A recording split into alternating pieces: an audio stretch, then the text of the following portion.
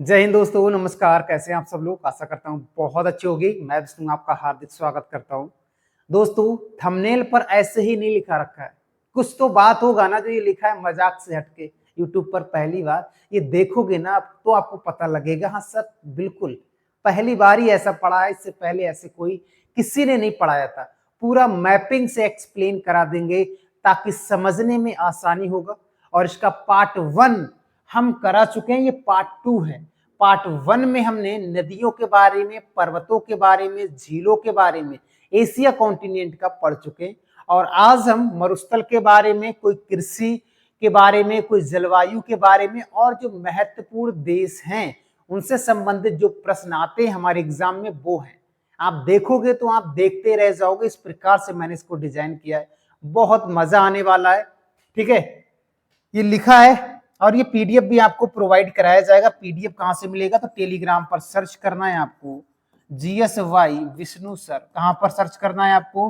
Telegram पर search करोगे तो वहां पर एक चैनल खुलकर आएगा, वहां पर ये सारे कॉन्टिनेंट का पीडीएफ आपको मिल जाएगा। मैंने सभी कॉन्टिनेंट करा दिए हैं, आपको याद रखना है। ठीक है, चलिए। ये वाला सेंटेंस बहुत कर रहा है ना। चलो, हमने विश्व में 6 महाद्वीप करा चुके हैं। अफ्रीका भी करा दिया है, यूरोप भी करा दिया है, दक्षिण अमेरिका भी करा दिया है और नॉर्थ अमेरिका भी करा दिया है। अब हम एशिया भी करा रहे हैं। एशिया का भाग कहां से कहां तक पड़ता है दोस्तों? तो आपको याद रखना है इस प्रकार से। ये पूरा भाग है ना दोस्तों, ये पूरा एशिया का भाग है। ये कौन सा भाग है? ये पूरा एशिया का भाग है, आपको याद रखना है। यही इंडिया यहाँ पर पड़ता है, आपको पता है ये इंडिया है। अब इसी को मैंने ब्लैंक मैप लिया है ताकि इसको हम फिल कर सके, जैसे पहले पार्ट में हमने फिल किया था। इसी का मैंने ब्लैंक मैप लिया है। ब्लैंक मैप का मतलब कुछ नहीं, इसमें हम फिल करेंगे ताकि हम देश आसानी से याद कर पाए कि कौन सा देश कहां पर स्थित है। आओ देख लेते हैं कौन सा देश कहां पर स्थित है। बहुत स्पीड से हम याद करेंगे, ध्यान से आपको देखते रहना।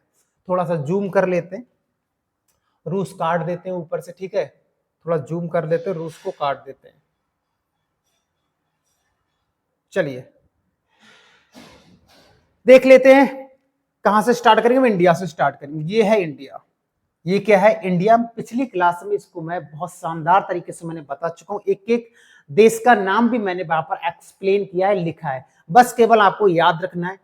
ये नेपाल है, ये भूटान है, ये म्यांमार है, ये थाईलैंड है, ये कंबोडिया है, ये लाओस है, ये वियतनाम है। ये वाला, ये देख पा रहे हैं ना, ये वाला यहां से इस प्रकार से ध्यान से देखो। ये वाला, ये वियतनाम है पूरा। ये वाला, ये वियतनाम है, ये कंबोडिया है, ये लाओस है, ये थाईलैंड है। इस प्रकार से ये देखो, ये थाईलैंड का भाग है। थाईलैंड के बाद ये मलेशिया है। मलेशिया के बाद यहां पर पड़ता है ये सिंगापुर है, ऐसा बना दिया। ये बोर्नियो आइलैंड है, इसके बारे में हम आगे बताएंगे। बोर्नियो द्वीप है, एशिया महाद्वीप का सबसे बड़ा द्वीप है, याद रखेंगे। ये है आपका एफ बना देते हैं, फिलीपींस है। ये टी बना देते हैं, ये ताइवान है। ये जे बना देते हैं, ये पूरा जापान है। ये कौन सा देश है? ये जापान है। ये हमारा एस ए साउथ, एस के लिख देते हैं, साउथ कोरिया है ये। और ये ऊपर वाला आप देख पा रहे हैं, ये नॉर्थ कोरिया है। ये एन के लिख देते हैं, ये नॉर्थ कोरिया है। उसके बाद आपको पता है ऊपर क्या हमारा? ये रूस है। रूस के बाद ये, रूस के नीचे मंगोलिया पड़ता है। मंगोलिया के नीचे बड़ा सा भाग देख रहे हो, ये चाइना है। ये क्या है? ये चाइना का भाग है, आपको याद रखना है। ये इंडिया के नीचे आप देख रहे हो, ये श्रीलंका का भाग है, ये श्रीलंका देश, याद रखेंगे। अब हम और आगे बढ़ते हैं। इंडिया के यहां पर आपको पता है ये पाकिस्तान है। क्या है? ये पाकिस्तान है। ये अफगानिस्तान का है, ये आप देख पा रहे हो, अफगानिस्तान है। अफगानिस्तान के बाद ये बड़ा सा देख पा रहे हो देश, ध्यान से देखिएगा। ये देश देख पा रहे हो ना, ये वाला, इसका नाम है ईरान। क्या नाम है इसका? इसका नाम है ईरान। ईरान के बाद ये वाला देश देख पा रहे हो आप, इसका नाम है इराक। क्या नाम है? इराक नाम है, आपको याद रखना है। इराक के बाद ये बड़ा सा भाग देख पा रहे हो ना दोस्तों, ये बड़ा सा भाग यहां तक, ये वाला भाग, ये क्या है? तो याद रखेंगे सऊदी अरब है। ये क्या है? ये सऊदी अरब का भाग है, ये सऊदी अरब देश है। दुनिया का सबसे बड़ा प्रायद्वीप अरब का प्रायद्वीप है, आपको याद रखना है। एक यहां से बॉर्डर बना दे तो यमन एक देश पड़ता है, ये कौन सा यमन देश है। यमन के बाद ये देखोगे आप, ये हमारा ओमान देश है। ये कौन सा है, ये ओमान देश है। ओमान देश के बाद कुछ और देख लेते हैं। यहां पर आपको देखेगा ये वाला जो देश है इसका नाम है यूएई, संयुक्त अरब अमीरात है। और ये वाला यहां पर मैंने पर्टिकुलर पॉइंट छोड़ दिया है, यहां पर एक देश है इसका नाम है कुवैत सिटी। क्या नाम है, तो याद रखेंगे कुवैत सिटी, यही है हमारा कुवैत सिटी, आपको याद रखना है। उसके बाद ये है कजाकिस्तान। ये कौन सा देश है, ये कजाकिस्तान है। कजाकिस्तान के बाद ये यू लिख देते हैं उज्बेकिस्तान है। ये टी लिख देते हैं ये तुर्कमेनिस्तान है। और ये हमारा के लिख देते हैं किर्गिस्तान है। ये टी लिख देते हैं ये तजाकिस्तान है। फिर से कजाकिस्तान, उज्बेकिस्तान, तुर्कमेनिस्तान, किर्गिस्तान और तजाकिस्तान, आपको याद रखना है, ये कुछ स्थान है। उसके बाद यहां पर आप देखोगे ये छोटा सा एक देश पड़ता है, इसका नाम अजरबैजान। ये कैस्पियन सागर है। ये क्या है हमारा, ये कैस्पियन सागर, पिछली क्लास में मैंने बताया था। अजरबैजान के बाद यहां पर पड़ता है अर्मेनिया, और अर्मेनिया के बाद यहीं पर पड़ता है जॉर्जिया। और यहाँ पर कई छोटे छोटे देश भी हैं दोस्तों, यहाँ पर जैसे इजराइल है, जॉर्डन है, लेबनान है, फिलिस्तीन है। यहाँ पर कई छोटे छोटे देश हैं, आपको याद रखना है यहाँ पर, ठीक है। चलिए, और ये है टर्की। ये क्या है, टर्की है। ये काला सागर है। ये क्या है, काला सागर है। यहाँ पर इधर भूमध्य सागर है। और यहाँ पर ये वाला देख पा रहे हैं, ये लाल सागर है। ये क्या है, ये लाल सागर है और लाल सागर है। और यहाँ पर पड़ती है सुएज नहर, जो भूमध्य सागर को लाल सागर से जोड़ती है। ये पिछली क्लास में मैंने एक्सप्लेन किया था, ठीक है। ये सारे देशों के नाम मैंने आपको बता दिए। अब हम आगे बढ़ते हैं, ठीक है। अब हम आगे बढ़ते हैं, एक बार आपको रिवीजन करा देते हैं। एक बार क्या करेंगे, रिवीजन करा देते हैं। ध्यान से देखते रहना है, क्योंकि हमारा काम है रटवाना नहीं है, हमारा काम है याद कराना। जब आपको देश याद हो जाएंगे तो आपकी सारी चीजें याद हो जाएंगी। देखो, ध्यान से देखो, मैं लिखूंगा नहीं इस बार। ये हमारा थाईलैंड, यहां से इंडिया से लेके चल रहा है, ये इंडिया है। ये नेपाल है, ये भूटान है, ये म्यांमार है, ये थाईलैंड है, ये लाओस है, ये वियतनाम है, ये कंबोडिया है, और ये मलेशिया है। यहाँ पर सिंगापुर है, ये बोर्नियो आइलैंड है, ये फिलीपींस है, ये ताइवान है, ये जापान है, ये साउथ कोरिया है, दक्षिणी कोरिया है, और ये नॉर्थ कोरिया है। ऊपर वाला हमारा रूस है। ये बहुत बड़ा वाला ये हमारा चाइना है। चाइना के बाद ये मंगोलिया है। मंगोलिया के बाद ये कजाकिस्तान है। कजाकिस्तान के बाद ये हमारा किर्गिस्तान है। किर्गिस्तान के बाद ये तजाकिस्तान है। तजाकिस्तान के बाद ये उज्बेकिस्तान है। ये तुर्कमेनिस्तान है। ये अफगानिस्तान है। ये पाकिस्तान है। ये ईरान है। ये इराक है। ये कैस्पियन सागर है। यहाँ पर अजरबैजान है, अर्मेनिया है, जॉर्जिया है, ये कुवैत सिटी है, ये यूएई है, संयुक्त अरब अमीरात, ये वाला पूरा ओमान है, ये यमन है, ये सऊदी अरब है, और यहाँ पर पड़ता है इजराइल, जॉर्डन, लेबनान, फिलिस्तीन। यहाँ पर कई देश पड़ते हैं। और ये लाल सागर है, ये भूमध्य सागर है, ये काला सागर है, और ये कैस्पियन सागर है, और बीच में यहाँ पर सुएज नहर है। यहाँ पर क्या है, सुएज नहर है, आपको याद रखना। नीचे ये श्रीलंका है, ठीक है। चलिए, तो हमने देशों के नाम आपको बता दिए। हम स्टार्ट करते हैं अपना टॉपिक। चलिए, तो स्टार्ट करते हैं हम टॉपिक की ओर। हमने देश देख लिए। एशिया महाद्वीप के प्रमुख मरुस्थल की बात करेंगे। पिछली क्लास में मैंने नदियों के बारे में, पठार के बारे में, झीलों के बारे में, और जो कुछ वन लाइनर प्रश्न थे वो एशिया महाद्वीप में मैंने करा दिए। आज हम मरुस्थल देखेंगे, और कृषि देखेंगे, जलवायु देखेंगे, खनिज संसाधन देखेंगे, और जो इंपॉर्टेंट देश है जहां से हमारे एग्जाम में बहुत प्रश्न पूछे जाते हैं वो देश देखेंगे। बात करेंगे अरब प्रायद्वीप। अरब प्रायद्वीप कहां पड़ेगा, तो सऊदी अरब में पड़ता है। सऊदी अरब में पड़ता है। ये गर्म मरुस्थल है। ये कैसा मरुस्थल है, तो आपका आंसर होगा ये गर्म मरुस्थल है, जो सऊदी अरब में पड़ता है। सऊदी अरब का लोकेशन मैंने बता दिया था, एक बार मैं और बताऊंगा आपको।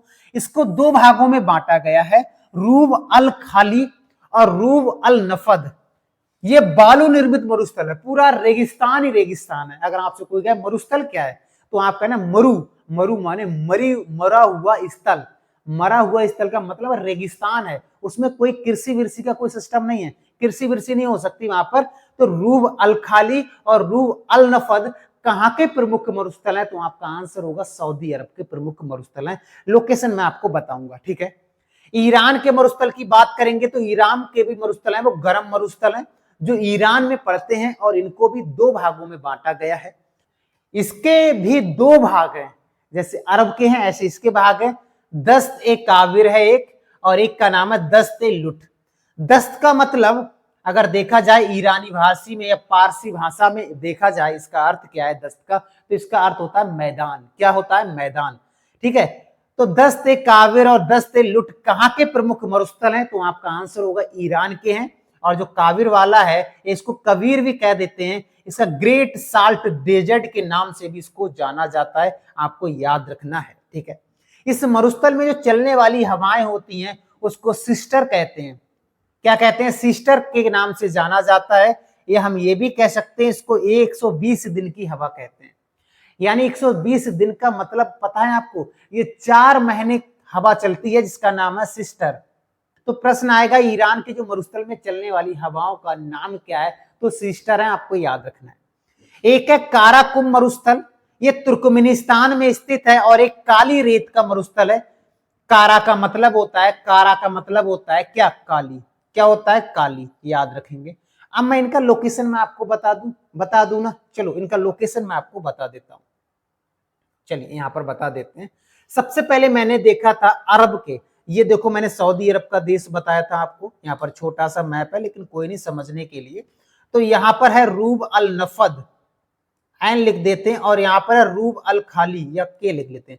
रूब अल खाली और रूब अल नफद यहाँ पर पड़ते हैं दो। ये मैंने बताया था ईरान का देश है। यहाँ पर पड़ता है दस्त ए काविर, ये वाला क्या पड़ता है? दस्त ए काविर। और यहाँ पर ये वाला इस प्रकार से पड़ता है दस्त ए लुट। क्या पड़ता है? दस्त ए लुट, आपको याद रखना है। यहाँ पर पड़ता है काराकुम।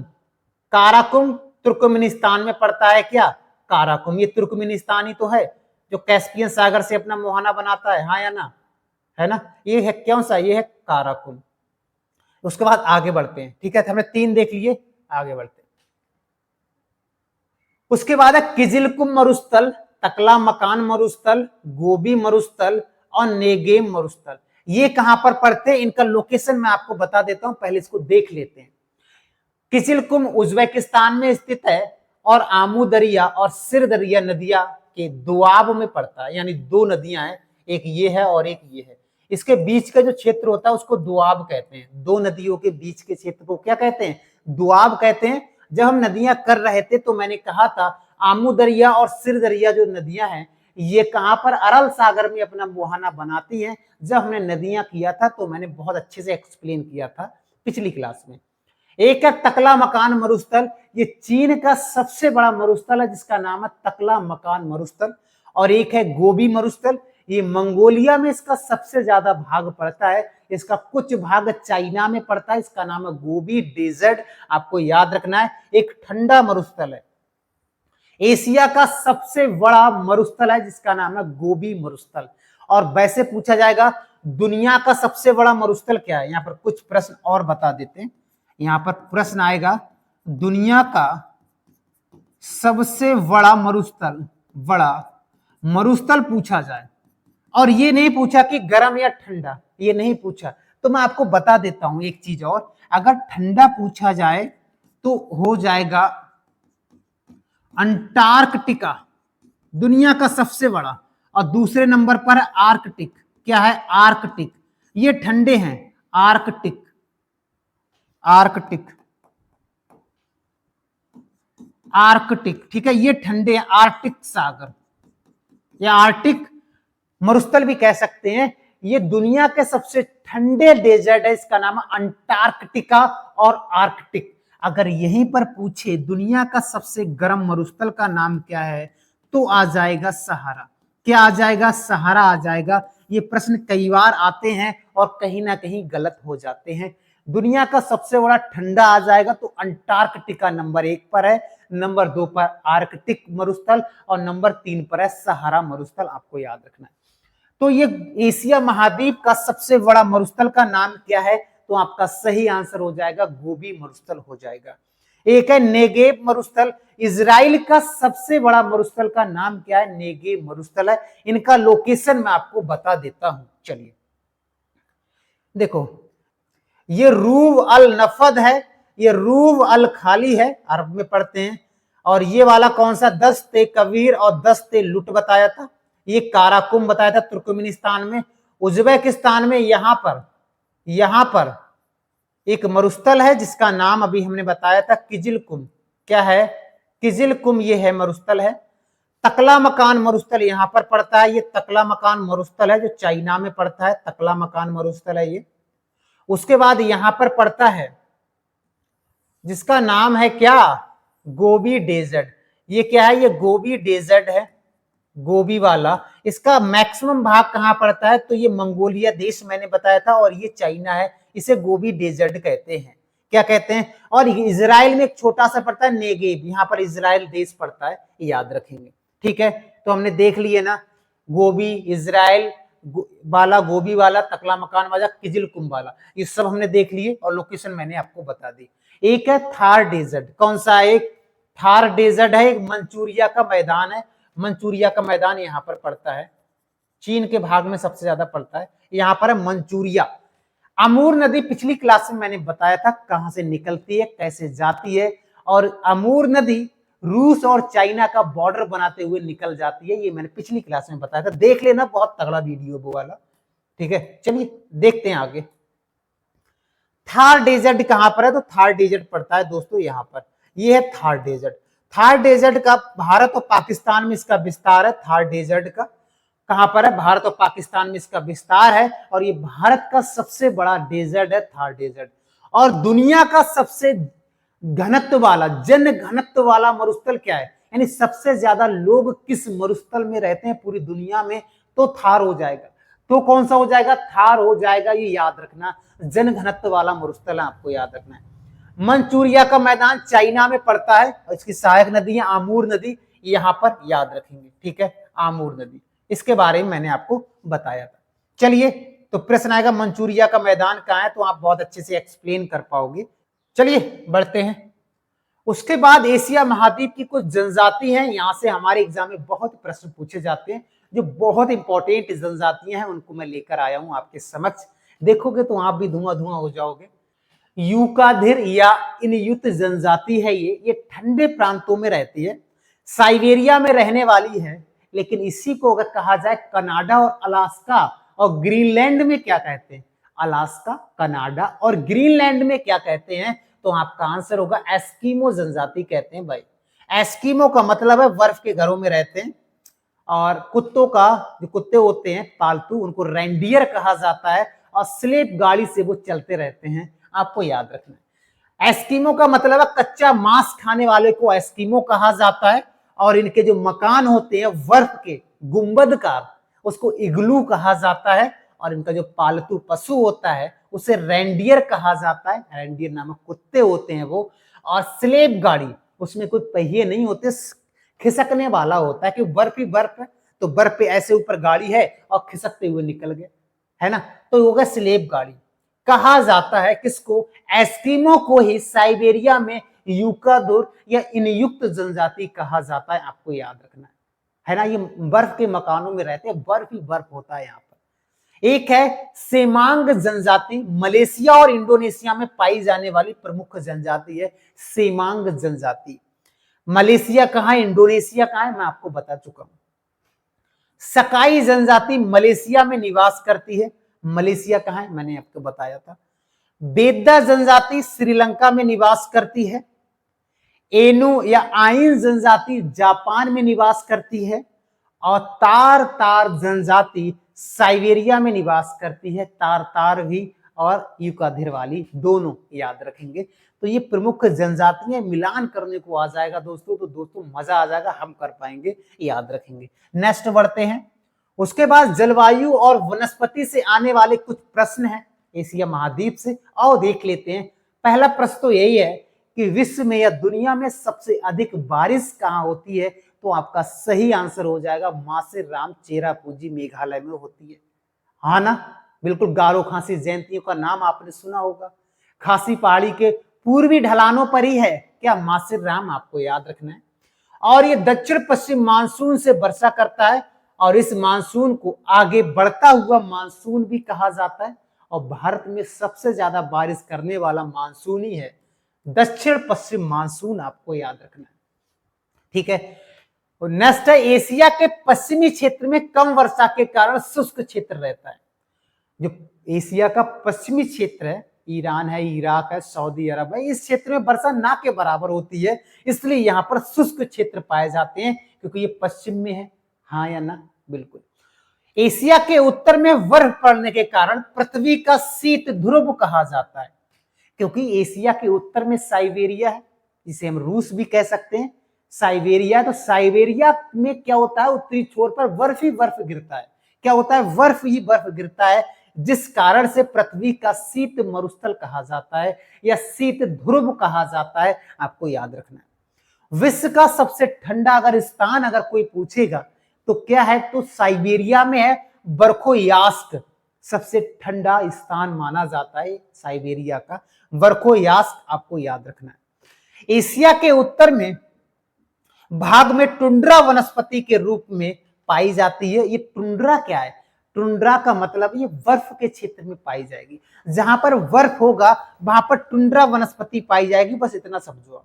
ठीक है, बर्फ पाई जाएगी। और वहां पर काई और लाइकेन पाए जाएंगे, पेड़ पौधे ना के बराबर होंगे या होते ही नहीं है। काई और लाइकेन होते हैं जहां पर टुंड्रा वनस्पति पाई जाती है। लेकिन जहां पर टुंड्रा वनस्पति पाई जाती है उसके अगर दक्षिण की हम अगर बात करेंगे तो वहां पर टैगा वनस्पति पाई जाएगी।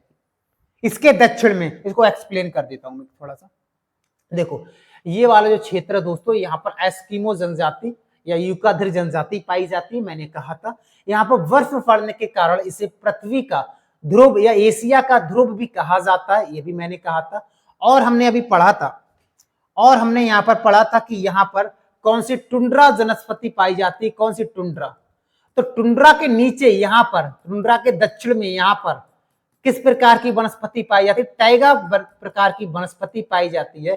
टैगा का मतलब है, टैगा का मतलब है शंकुधारी वन पाए जाते हैं। टैगा का मतलब क्या है, यहाँ पर शंकुधारी वन पाए जाते हैं जो बर्फीले क्षेत्र में पाए जाते हैं। ठीक है, ये बर्फ से थोड़ा नीचे होता है, टैगा वनस्पति पाई जाती है, आपको याद रखना है।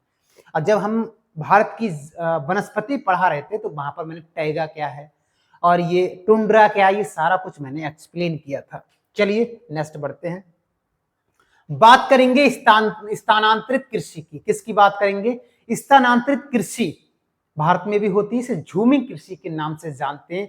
फॉर एग्जाम्पल, इसका परिभाषा क्या है, या स्थानांतरित कृषि कहते किसे हैं या झूमिंग कृषि किसे कहते हैं, आओ देखते हैं।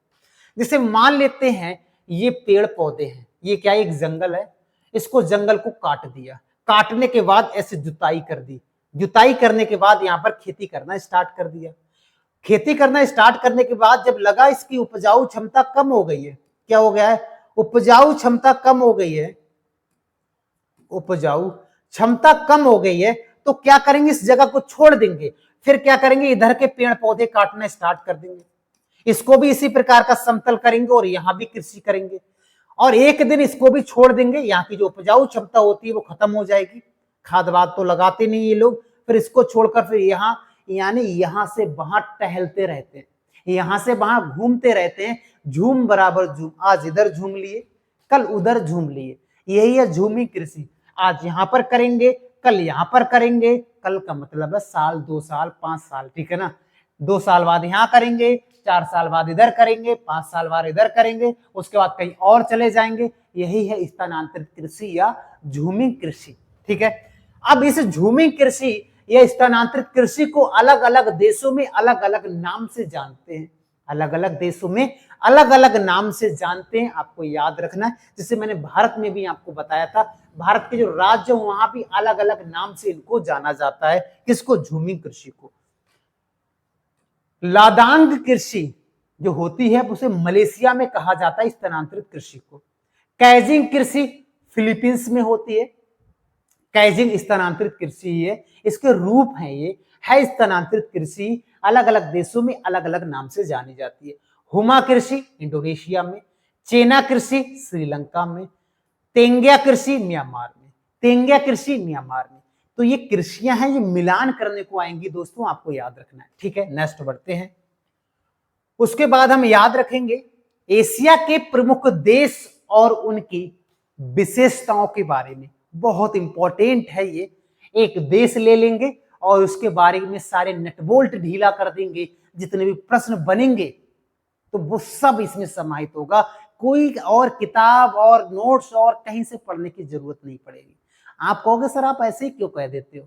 भाई एक बार कोई भी नोट्स, कोई भी बुक, कुछ भी उठाकर देख लेना। इस प्रकार से मैंने डिजाइन किया है। समय लगता है दोस्तों नोट्स बनाने में, ऐसे ही नहीं बन जाता है कहीं से कट पेस्ट करके यहाँ पर पढ़ा दिए।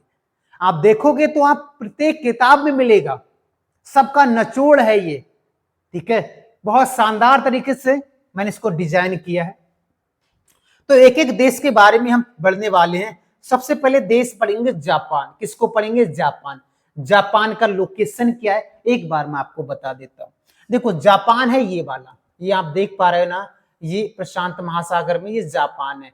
क्या है ये? जापान। इसका बड़ा रूप मैंने यहाँ पर ले रखा है, इसका बड़ा रूप मैंने यहाँ पर ले रखा है। ठीक है ना, याद करने में आसानी हो जाएगी।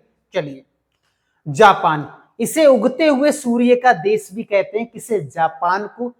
और भूकंपों का देश कहते हैं, या पूर्व का ब्रिटेन भी कहते हैं जापान को। राजधानी टोक्यो है ना, राजधानी टोक्यो है और पुरानी राजधानी क्योटो है। ठीक है, चलो इतने प्रश्न यहां से याद किए। उगते हुए सूर्य का देश, भूकंप वाला देश और पूर्व का ब्रिटेन किसे कहते हैं? जापान को कहते हैं। जापान एशिया से मुख्य भूमि से अलग होता है और प्रशांत महासागर में एक द्वीपीय देश है। हाँ या ना, एक द्वीपीय देश है। इसमें जो बड़े द्वीप है उनकी संख्या है 4। मुख्य रूप से 4 द्वीपों पर ये बसा हुआ है। कितने? 4 द्वीपों पर बसा हुआ है। कौन कौन से हैं? ये क्रम है, ये क्रम है इस प्रकार से, उत्तर से दक्षिण का क्रम है, आपको याद रखना है। सबसे ये वाला है, ये होकाइडो है। ये कौन सा है? होकाइडो है, आपको याद रखना है। होकाइडो के बाद ये वाला होन्शु है। ये कौन सा है? ये होन्शु है। होन्शु के बाद ये देख पा रहे हैं ना, छोटा सा ये वाला भाई, छोटा सा, इसका नाम है शिकोकू। क्या नाम है? शिकोकू, याद रखेंगे। और शिकोकू के बाद ये वाला जो आप देख पा रहे हैं इसको, इसका नाम है क्यूशु।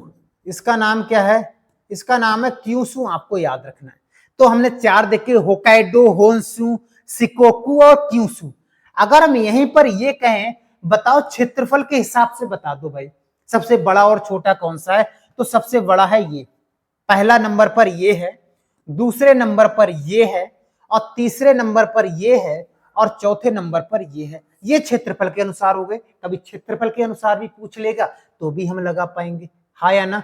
और इसके बीच में सुगारू जलसंधि भी है। ये जलसंधि हम बाद में पढ़ेंगे, जलसंधि हम बाद में पढ़ेंगे, आपको याद रखना है। यहाँ पर सुगारू जलसंधि है, ये वगैरह वगैरह। ठीक है, चलिए बढ़ते हैं।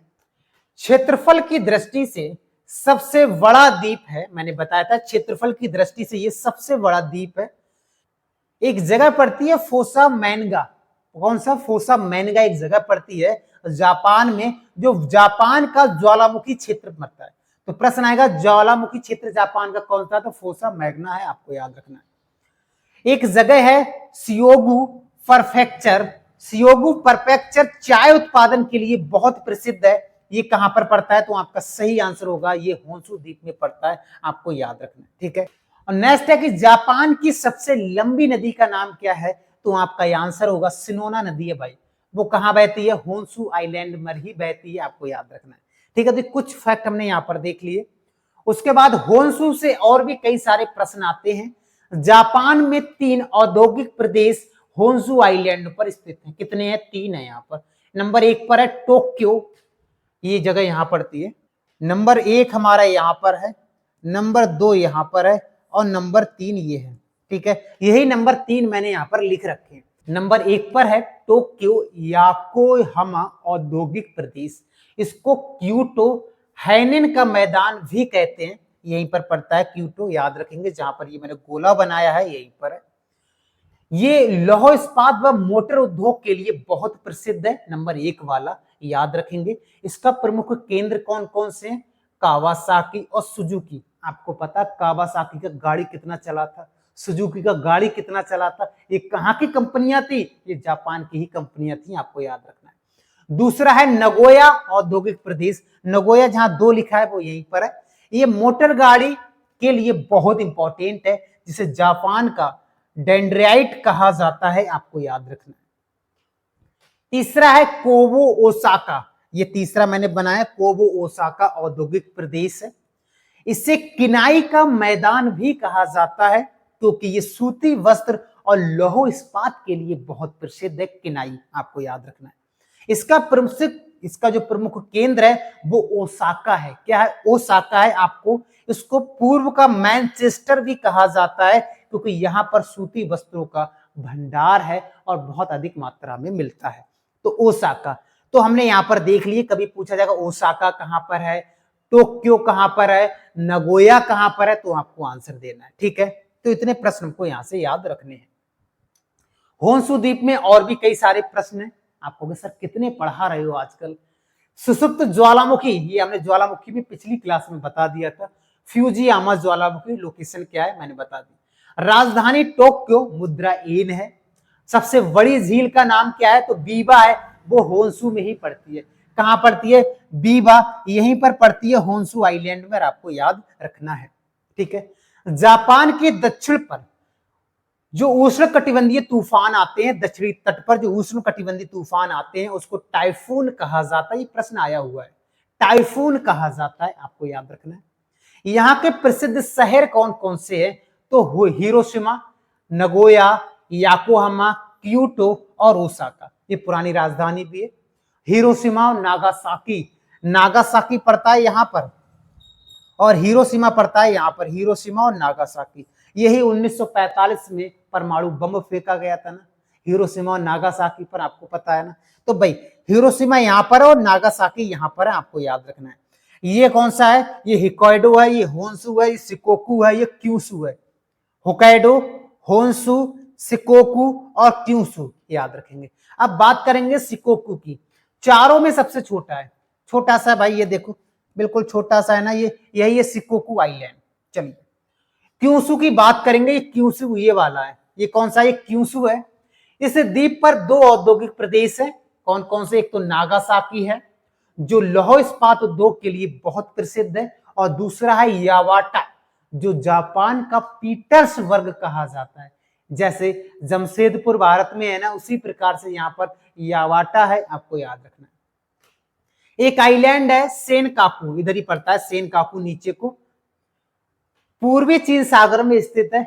कहां पर? पूर्वी चीन सागर कहां पड़ता है, दक्षिणी चीन सागर कहां पड़ता है, कारा सागर कहां पड़ता है, ये मैंने आपको बता दिया था। ठीक है, जापान और चीन के बीच में विवादित आइलैंड है। जापान कहता है मेरा है और चीन कहता है मेरा है, जिसका नाम है सेनकाकू आइलैंड, आपको याद रखना है। ठीक है, तो हमने ये जापान के बारे में जाना था बहुत शानदार तरीके से। अब बताओ जापान से क्या सिंगल प्रश्न बाहर आएगा, या इससे पहले आपने इतना डिटेल से पढ़ा था और मैंने कितने शानदार तरीके से एक्सप्लेन कर दिया मैप पे, ताकि समझने में आसानी हो जाती है, याद रखेंगे। उसके बाद चाइना की बात करेंगे, तो मैंने चाइना का मैप भी ले लिया भाई।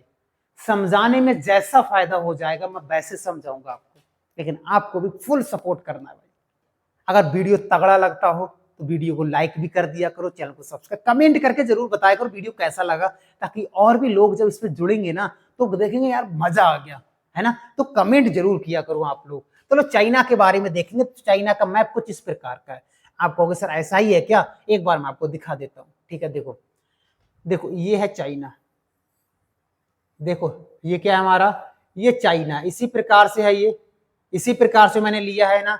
चलिए यही चाइना, एक एक करके देख लेते हैं। आओ, यह देश जनसंख्या में पहले स्थान पर है और क्षेत्रफल में चौथे स्थान पर है, तीसरे पर नहीं है, तीसरे पर नहीं है, चौथे पर है भाई। ठीक है, इसकी राजधानी बीजिंग और मुद्रा युआन है, और रेन मिनवी इसकी छोटी इकाई है। रेन मिनवी ये चाइना की छोटी इकाई है, जैसे भारत की छोटी इकाई क्या है? रुपया नहीं है, पैसा है। पैसे से ही तो रुपए बना है, ऐसे रेन मिनवी से ही युआन बना है, आपको याद रखना है। सबसे लंबी नदी यांगसी नदी, पिछली क्लास में मैंने बताया था कहां से निकलती कहां जाती है। इस प्रकार से तिब्बत से निकलती है और इस प्रकार से चली जाती है पूर्वी चीन सागर में, यांगसी नदी है। और ये हांगो नदी है, ये हांगो नदी है, ये यांगसी नदी है। लोकेशन मैं इसलिए बता रहा हूं बार बार याद हो जाए।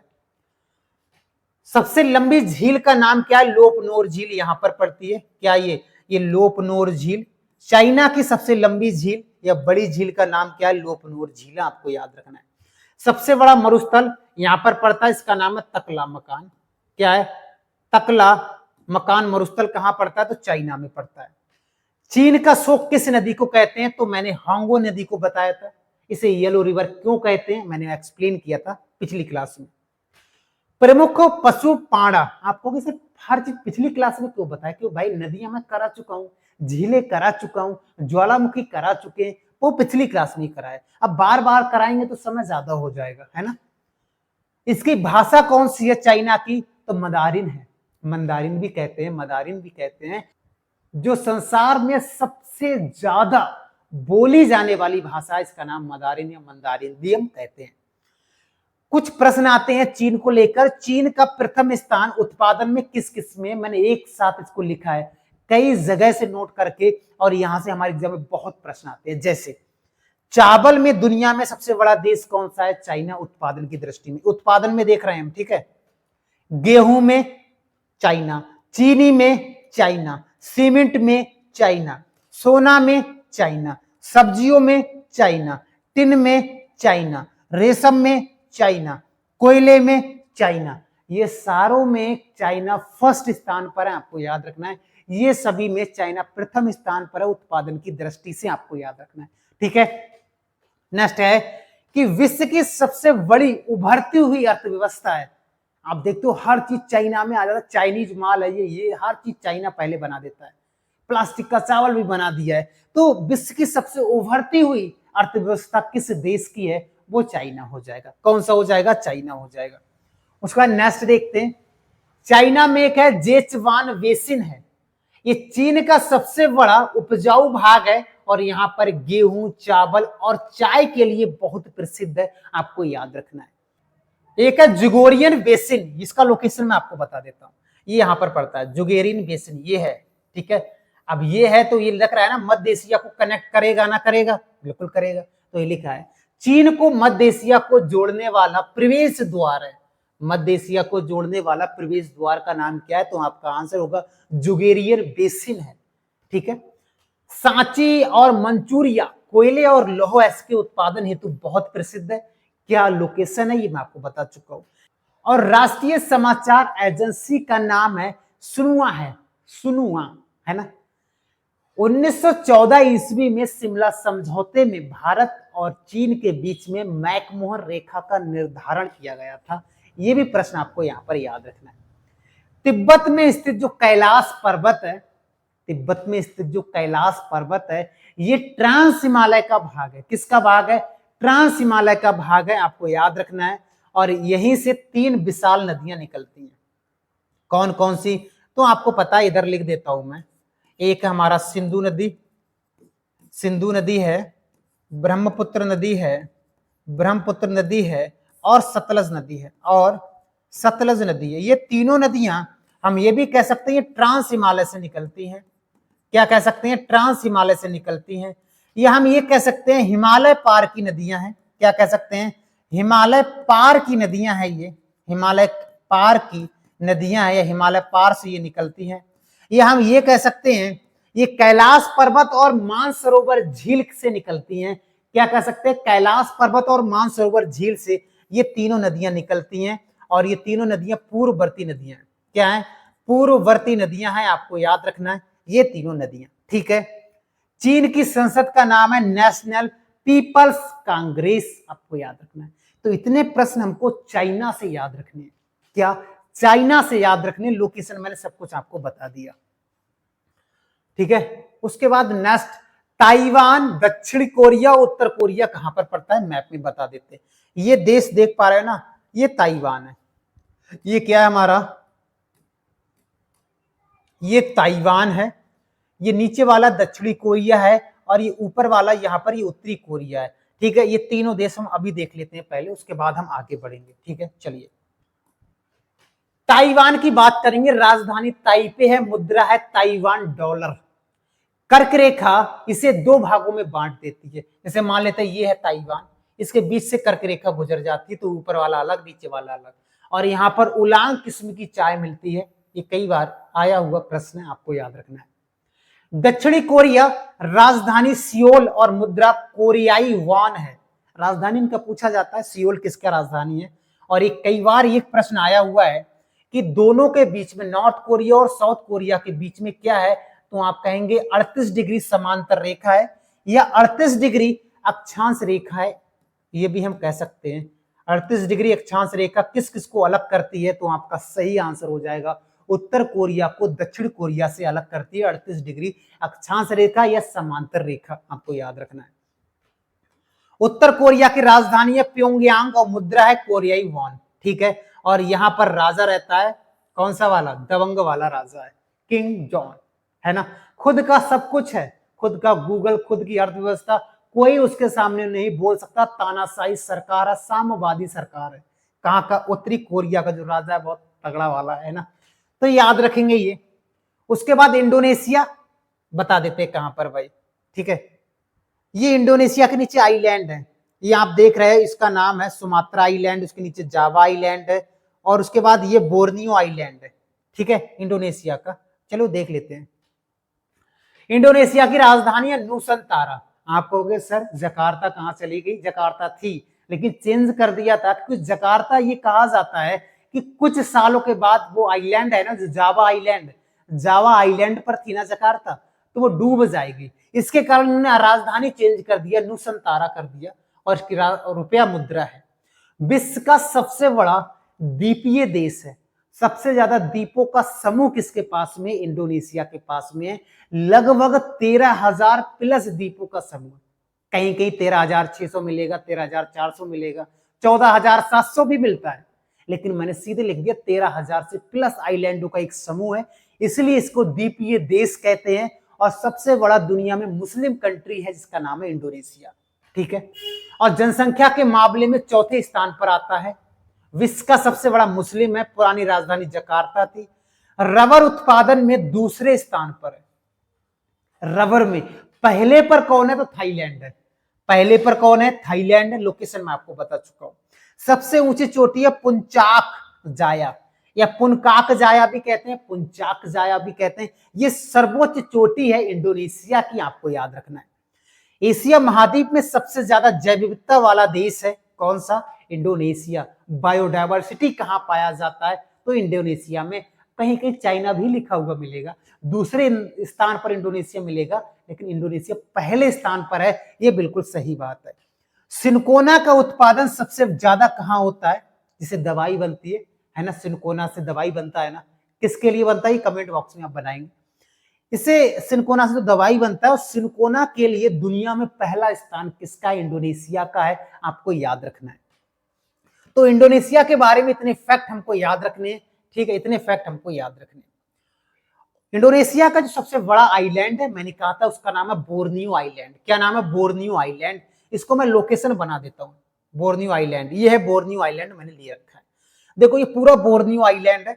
बोर्नियो आइलैंड पर आप देखोगे, बोर्नियो आइलैंड मैं इस प्रकार से डिजाइन किया ना दोस्तों, आप भूल नहीं पाओगे। ये बोर्नियो आइलैंड का जो नीचे वाला हिस्सा है, ये वाला, ये इंडोनेशिया के पास में। ये किसके पास में, ये पूरा, ये इंडोनेशिया के पास में है।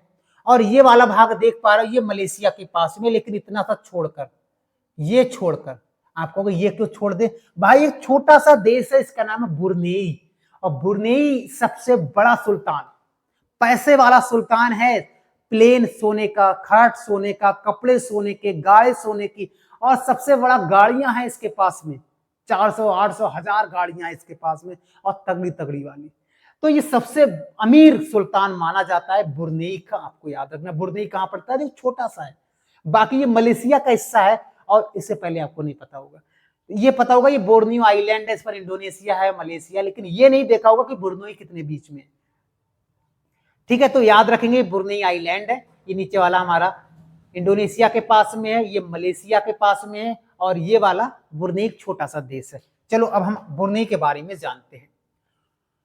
बोर्नियो आइलैंड, बोर्नियो आइलैंड अभी देखा था हमने, इंडोनेशिया का सबसे बड़ा द्वीप है बोर्नियो आइलैंड, और इसका उत्तरी भाग में मलेशिया है, मैंने बताया, दक्षिणी भाग में इंडोनेशिया है, मैंने बताया, और इसी में ही ब्रुनेई देश पड़ता है, ये भी मैंने बताया ना, बता दिया। एशिया महाद्वीप का सबसे बड़ा द्वीप है, एशिया महाद्वीप का सबसे बड़ा द्वीप है। अगर दुनिया का सबसे बड़ा द्वीप पूछा जाएगा तो ग्रीनलैंड हो जाएगा। कौन सा हो जाएगा? ग्रीनलैंड हो जाएगा। दूसरा पापुआ न्यूगिनी हो जाएगा, तीसरा मेडागास्कर हो जाएगा, और चौथा हो जाएगा बोर्नियो, आपको याद रखना है। चलिए, एक सुमात्रा आइलैंड, इंडोनेशिया का दूसरा सबसे बड़ा द्वीप है, और टोबा जो झील है, इंडोनेशिया की जो सबसे बड़ी झील है टोबा झील, वो कहां पड़ती है? तो आपका सही आंसर हो जाएगा सुमात्रा आइलैंड पर पड़ती है। एक है जावा, जिस पर जकार्ता राजधानी थी, और यहां पर बोरोबुपुर एक प्रसिद्ध बौद्ध स्तूप है, प्रसिद्ध बौद्ध स्तूप है, इसका नाम क्या है? बोरोबुपुर है, याद रखेंगे। और देखा जाए जनसंख्या में तो इंडोनेशिया का जनसंख्या सबसे ज्यादा जावा पे रहती थी, क्योंकि भाई पहले राजधानी यहीं पर थी, इसलिए सबसे ज्यादा जो जनसंख्या इंडोनेशिया की वो कहां रहती है? जावा में। और इंडोनेशिया का सबसे बड़ा द्वीप कौन सा है? तो वो बोर्नियो है, और बोर्नियो पे 3 देश हैं, इंडोनेशिया भी है, मलेशिया भी है, ब्रुनेई भी है, आपको याद रखना है। उसके बाद देखेंगे मलेशिया, लोकेशन बता दें मलेशिया का। आओ, मैप किधर गया भाई? कहीं तो होगा, ये है मलेशिया, देख लेते हैं। ये भाग देख पा रहे हैं, इसे मलाया प्रायद्वीप कहते हैं, इसे क्या कहते हैं? इसे मलाया प्रायद्वीप कहते हैं, यही है मलेशिया, ठीक है, यही है मलेशिया। आओ देख लेते हैं। राजधानी कुआलालंपुर है, मुद्रा है मलेशियाई रिंगिट, क्या है? रिंगिट इसकी मुद्रा है, और राजधानी कुआलालंपुर है, आपको याद रखना है। इसका सबसे बड़ा भाग मलाया प्रायद्वीप है, मैंने अभी बताया था मलाया प्रायद्वीप है, और 2 राज्य इसके बोर्नियो द्वीप में पड़ते हैं, मैंने कहा था 2 राज्य, कौन कौन से हैं? साराबाक भी कह सकते हैं, सराबाक भी कह सकते हैं, और सबा। सराबाक और सबा 2 राज्य मलेशिया के बोर्नियो आइलैंड पर हैं, मैंने आपको बताया था। देखो, ये है सबाक और सबा, लिखा है ना, यही है हमारे। उसके बाद में विश्व में दूसरे स्थान पर टिन उत्पादन में, दूसरे स्थान पर है, और पहले स्थान पर चाइना है टिन उत्पादन में, आपको पता है, अभी बताया था चाइना के बारे में। सबसे लंबी नदी का नाम क्या है मलेशिया की? तो राजंग है। कौन सा? राजंग है, जो साराबाक में है। कहां पर है? बोर्नियो आइलैंड में है, आपको याद रखना है। विश्व की सबसे ऊंची चोटी का नाम क्या है? तो आपका सही आंसर हो जाएगा माउंट किनाबालू। क्या हो जाएगा? माउंट किनाबालू हो जाएगा। ये सभा के पश्चिमी तट पर है, सभा के पश्चिमी तट पर है, यानी यहां पर है, आपको याद रखना है, ठीक है। चलिए, सबसे बड़ी मानव निर्मित जो झील है वो कैनियर है। कौन सा? कैनियर है। ये कहां की है? तो आपका सही आंसर हो जाएगा मलेशिया की है। और मलाया जलसंधि के बारे में हम आगे पढ़ेंगे, जो जलसंधियां हैं उनको अलग से पढ़ेंगे, सभी जलसंधि एशिया की, केवल मैंने यहां पर बताया है कि हम आगे पढ़ने वाले हैं, ठीक है। चलिए, ब्रुनेई के बारे में पढ़ेंगे। राजधानी बंदर शेरी है, और मुद्रा है ब्रुनेई डॉलर। पेट्रोलियम के लिए बहुत प्रसिद्ध है, और यहाँ का सुल्तान, अगर खाड़ी प्रदेशों के राजाओं से तुलना की जाए तो उन्हीं के समांतर है। हर चीज सोने का है इसके पास में, बाथरूम भी सोने का है भाई, ठीक है, प्लेन भी सोने का है। इस सुल्तान सबसे अमीर सुल्तानों में से एक है, जिसका नाम है, यही छोटा सा देश है ये वाला, ठीक है, छोटा सा है भाई, फिर भी तगड़ा काम करा हुआ है। गाड़ियों का कलेक्शन सबसे ज्यादा इसी के पास में, पूरी दुनिया में सबसे ज्यादा गाड़ियों का कनेक्शन किसके पास में? यही है ब्रुनेई के सुल्तान के पास में। इतना गाड़ियां किसी राजा, राष्ट्रपति, प्रधानमंत्री के पास में नहीं है। फिलीपींस की बात करेंगे, किसकी बात करेंगे? फिलीपींस की बात करेंगे। देख लेते हैं, कोई मैप है। फिलीपींस ये है, ये बोर्नियो ही है, ये फिलीपींस, ठीक है, ये फिलीपींस है। ये आपको मलाया प्रायद्वीप मैंने अभी बताया था, ये सुमात्रा था। चलिए, और सुमात्रा के नीचे यहां पर पड़ता है ये जावा। चलिए देख लेते हैं। फिलीपींस की राजधानी है मनीला, और मुद्रा है फिलीपींस पेसो, फिलीपींस पेसो मुद्रा है। यह एक द्वीपीय देश है, इसका सबसे बड़ा द्वीप है लुसोन, मतलब इतने द्वीप है उनमें से सबसे बड़ा लुसोन है। मैं दिखा देता हूं भाई लुसोन को, ये आप देखो, ये बड़ा वाला देख पा रहे हैं ना, यही लुसोन है, यही क्या है, यही लुसोन है। अंतरराष्ट्रीय चावल अनुसंधान केंद्र कहां पर है, तो मनीला में। कई बार प्रश्न पूछा गया, आपको याद रखना है अंतरराष्ट्रीय चावल अनुसंधान केंद्र। अगर राष्ट्रीय पूछ लीजिएगा तो कटक हो जाएगा, उड़ीसा वाला। उसके बाद एडीवी एशियन डेवलपमेंट बैंक कहां पर है, तो ये भी कहां है, फिलीपींस में है, आपको याद रखना है। एशियाई विकास बैंक का मुख्यालय कहां है, तो यहीं पर है। यहां पर चक्रवातों को बाग्यो कहा जाता है। क्या कहा जाता है, बाग्यो कहा जाता है, आपको याद रखना। फिलीपींस में जो चक्रवात आते हैं उनको बाग्यो कहा जाता है, जैसे जापान में टाइफून कहा जाता है ना, इसी प्रकार से। उसके बाद कंबोडिया, थाईलैंड कहां पर पड़ते हैं देख लेते हैं।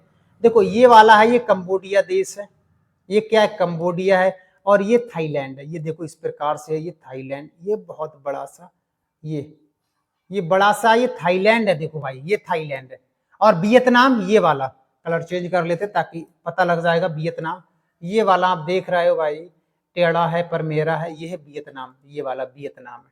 चलिए देख लेते हैं लाओस। हाँ लाओस तो बताया नहीं, लाओस तो ये रह गया। लाओस देख लेते हैं, कलर और सा देख लेते हैं। ये आप देख रहे हो ना, ये पतला सा, ये लाओस है, ठीक है, ये लाओस है। लाओस की राजधानी है वियंतियन, मुद्रा है लाओकिप, और हाथियों का देश कहा जाता है, हाथियों का देश। लेकिन सफेद हाथियों का देश थाईलैंड को कहते हैं, याद रखेंगे। राजधानी जो है इसकी, ये मेकांग नदी के किनारे है। मेकांग नदी कहां से निकलती है, 6 देशों से होकर बहती है, तिब्बत से निकलती है। पिछली क्लास में मैंने बताया था नदियों में, ठीक है। वियतनाम, राजधानी हनोई है, मुद्रा है वियतनामी डोंग। कहां पड़ता है, ये लोकेशन मैंने बता दिया है। हनोई लाल नदी के किनारे स्थित है, दाहिने तट पर है। लाल नदी के किनारे हनोई है। ये किसकी राजधानी है, तो वियतनाम की राजधानी है, और विश्व का दूसरा सबसे बड़ा कॉफी उत्पादक देश है। दुनिया में दूसरे स्थान पर आता है कॉफी में, और पहले स्थान पर ब्राजील आता है, और भारत में कर्नाटक आता है ना, नीलगिरी वाला क्षेत्र, वही वाला। चलिए तो याद हो गया होगा। उसके बाद म्यांमार देखते हैं भाई, म्यांमार यहां पर देख लेते हैं। ये देखो इंडिया है, और ये देखो बड़ा सा ये है म्यांमार। ये क्या है, ये म्यांमार है। म्यांमार के बारे में देख लेते हैं। राजधानी है नाफीदा, मुद्रा है क्वात, स्वर्ण पैगोडा का देश कहते हैं, और म्यांमार और भारत के बीच में अराकान योमा है। पिछली क्लास में मैंने बताया था, पर्वत बता चुका हूं। सबसे लंबी नदी इरावती, कहां से निकलती, कहां गिरती है, अंडमान सागर में गिर जाती है। सर्वोच्च चोटी है हकाको बोराजी, हकाबो बोराजी सर्वोच्च चोटी है म्यांमार की। प्रमुख पठार है सान का पठार और कमिन्नी पठार, दो ही पठार है प्रमुख। सान का पठार सबसे बड़ा भाग है। इरावती और सालवीन नदी की जो दोआब है वो चावल के लिए बहुत प्रसिद्ध है, इसलिए इसको चावल का कटोरा भी कहा जाता है। दुनिया में नहीं बोला भाई, म्यांमार में ही बोला। म्यांमार में चावल का कटोरा इन दोनों के दोआब को कहा जाता है। और पहले ये भारत का हिस्सा था, इसे बर्मा के नाम से हम जानते थे, बर्मा। राजधानी रंगून। मुगल साम्राज्य का अंतिम राजा बहादुर शाह जफर को रंगून भेज दिया ना काला पानी की सजा में, वही वाला लंगून की बात कर रहा हूं मैं, ठीक है। तो इसको अलग कब किया था, म्यांमार को या बर्मा को, तो भारत सरकार 1935 का जो अधिनियम आया था ना, उसमें यह घोषणा की गई थी कि म्यांमार को अलग किया जाएगा। लेकिन अलग हुआ था 1937 में, अलग तो हो गया, लेकिन स्वतंत्र या आजाद कब हुआ था, तो आजाद 1948 में हुआ था म्यांमार। ये भी प्रश्न आपको याद रखने हैं। और भी प्रश्न है भाई म्यांमार के, अब नहीं है भाई, इतने ही है। तो म्यांमार के बारे में इतने प्रश्न आपको याद हैं तो काम हो जाएगा। पुराना नाम है बर्मा। क्या नाम है, बर्मा। अब बताना वीडियो कैसा लगा। अगर इतने सीक्वेंस से अगर कोई पढ़ाता है तो मुझे जरूर बताना, क्रम से, इधर की बातें उधर नहीं। इस प्रकार से याद करने में आसानी हो जाएगी। मान लो एक नदी यहां पढ़ ली, फिर पठार पढ़ लिया, अगली नदी वहां पढ़ ली, नहीं, सारी नदियां एक साथ, सारे पठार एक साथ, सारे देश एक साथ। इसका पार्ट 3 भी आने का, क्योंकि पार्ट 2 में पूरा नहीं हो पाया है भाई अभी, ये पार्ट 3 भी आएगा। अब आप कहोगे सर कितने पार्ट लेकर आओगे भाई, ये एशिया महाद्वीप बहुत बड़ा है, जनसंख्या में भी और क्षेत्रफल में भी, तो 3 पार्ट तो बनने तय हैं। पहले पार्ट में वो जाने, और अब तीसरे पार्ट में देश ही जानेंगे। बहुत सारे ऐसे देश है जिनके बारे में रह गया है, रूस के बारे में रह गया है, नेपाल के बारे में रह गया है, और कजाकिस्तान, तुर्कमेनिस्तान, बहुत सारे ऐसे देश हैं इनके बारे में कुछ ना कुछ रह गया है। वो सारे फैक्ट लेकर आएंगे पार्ट 3 में, बहुत जल्द आएगा ये, ठीक है, तीसरा पार्ट आएगा। और बताना वीडियो कैसा लगा। चैनल पर नए हो तो चैनल को सब्सक्राइब जरूर कीजिएगा, मजा नहीं आएगा ऐसे नहीं तो। सब्सक्राइब करना, वीडियो मस्त है, लाइक। और ये कहां से पीडीएफ मिलेगा तो टेलीग्राम पर सर्च करोगे जीएस बाई विष्णु सर, वहां से ये पीडीएफ आप डाउनलोड कर सकते हो। यही नहीं, सारे कॉन्टिनेंट का पीडीएफ आपको मिल जाएगा, कोई टेंशन की कोई बात नहीं है। वर्ल्ड ज्योग्राफी मैंने बहुत सारे टॉपिक भी करा रखे हैं, और याद रखिए इंडियन ज्योग्राफी को मैंने पूरा फिनिश किया है, इंडियन पॉलिटी को मैंने पूरा फिनिश किया है, मिडिवल हिस्ट्री को फिनिश कर चुका हूं, मॉडर्न हिस्ट्री के कुछ टॉपिक बचे हुए वो मैं कराने वाला हूं। ठीक है, तो ये सारी चीजें हैं। वीडियो कैसा लगा जरूर बताना, बाकी मिलते हैं नेक्स्ट वीडियो में। आज के लिए इतना ही। जय हिंद दोस्तों।